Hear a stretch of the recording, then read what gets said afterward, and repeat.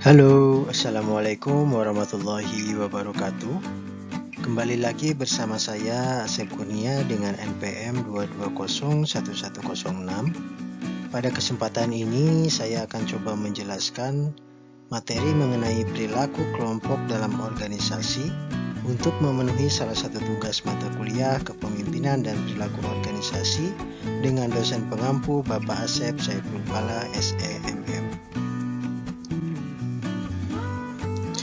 Sebagai makhluk sosial, manusia tidak bisa dipisahkan dari kelompok. Maka dari itu, di sini ada teori mengenai pembentukan kelompok. Teori pembentukan kelompok yang lebih komprehensif adalah suatu teori yang berasal dari George Homans. Teorinya berdasarkan pada aktivitas-aktivitas, interaksi-interaksi, dan sentimen-sentimen, perasaan atau emosi. Tiga elemen tersebut satu sama lain berhubungan secara langsung dan dapat dijelaskan sebagai berikut. Pertama, semakin banyak aktivitas-aktivitas seseorang dilakukan dengan orang lain, semakin beraneka interaksi-interaksinya.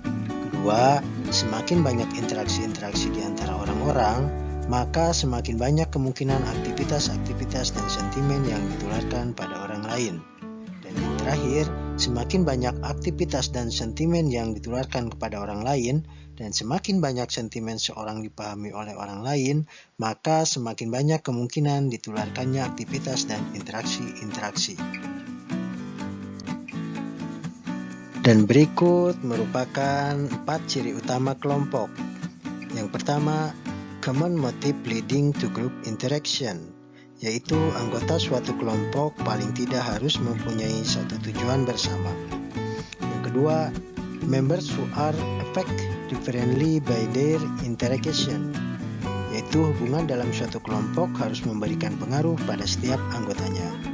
Yang ketiga, group structure with different degrees of status, yaitu dalam kelompok selalu ada perbedaan tingkat atau status karena akan selalu ada pimpinan dan pengikut.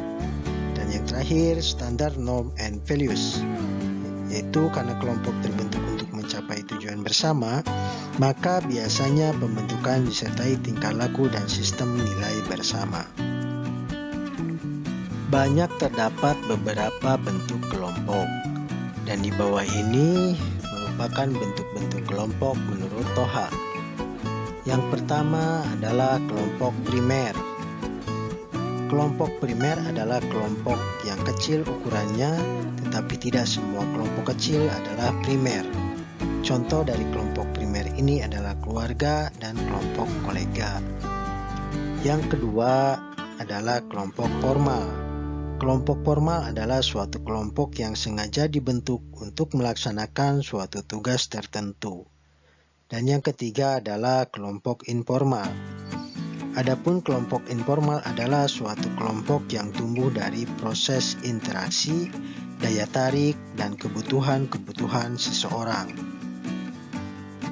Oke, selanjutnya adalah faktor-faktor yang mempengaruhi prestasi kelompok, di mana faktor-faktor tersebut dipengaruhi oleh faktor eksternal dan internal.